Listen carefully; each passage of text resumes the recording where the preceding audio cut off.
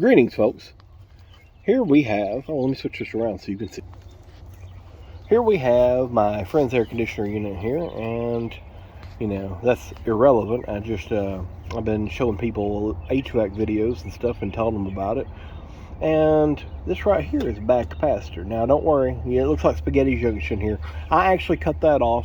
They actually had a single zip tie tying everything up, but it was bundled in such a way that it wouldn't allow you to get good access to it. So I've got some new zip ties here, and we're actually going to clean this wiring harness up a little bit. But the first thing is we got to change a bad capacitor here.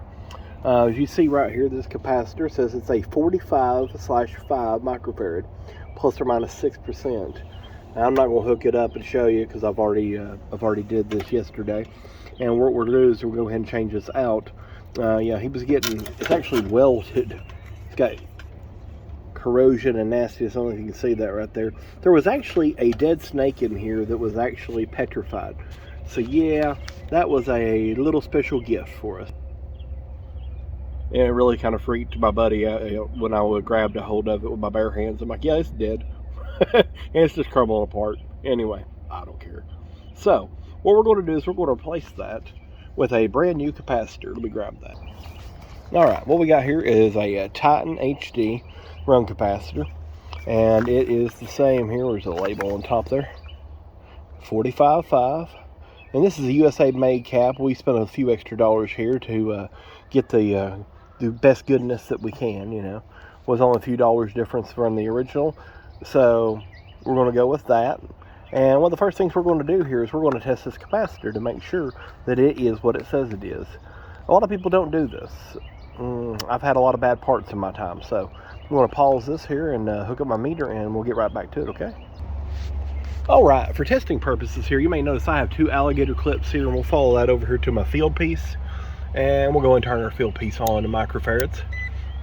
And I'm connected to the Herman to the common right here. You see on the top right there, Herman common. And let's see, so I'm plus or minus 5% on the 45, and I have 45.5, well within tolerance. Let's check the fan side. Alright, following back, you see that's hooked up to the common and to the fan. Doesn't matter which side or the color of the leads, as long as you know where you're going. We follow that back so no one says that anything's different. And we're looking at 5.08, so we are well within our tolerances. Now, a lot of people say that they would not take the time to do that. Well, it saves a lot of trouble when you're diagnosing, when you look at that and go, hey, did I check that? 98% of the time, it's going to be a grab and go thing. But then there's going to be that one time you don't do it, and then it doesn't work. Or it works for a few minutes, and then you're in the truck going down the road, and you got to come back, and that's on you. So, they say an ounce of prevention is worth a pound of cure. So that's what I do here. And in case you're wondering, I've had a few comments in other videos I've done why I have alligator clips hooked up to my meter. And one of that's for grounding, and I have actually a ground and a probe set up with longer wires and different connections, but I have neuropathy from chemotherapy, and it's easier for me when I'm doing videos to clamp that on there to show y'all. Alright, so let's install this and then we'll get right back to you. Alright, here we go. Alright, so we've got her installed in here. Sorry I didn't do the video here. It's replacing a capacitor. You see the way it's hanging? There's two screws on the side there. You just unscrew all that. Yeah, it's up to you. You can unscrew it enough till it slides out. These had short screws, so they didn't fit real well. So I had to take them all the way out, and then we replaced it. I took pictures before I did everything, just to be on the up and up, and verified it with the schematic. Never hurts to verify everything. So as you see, both my common wires hooked to my common. You see a little dot back there, you can't see the C, but got my blue wire to my Herm, and then got my brown wire to my fan. I've already been through this unit and tested everything else. She already runs. Customer has no complaints about anything else.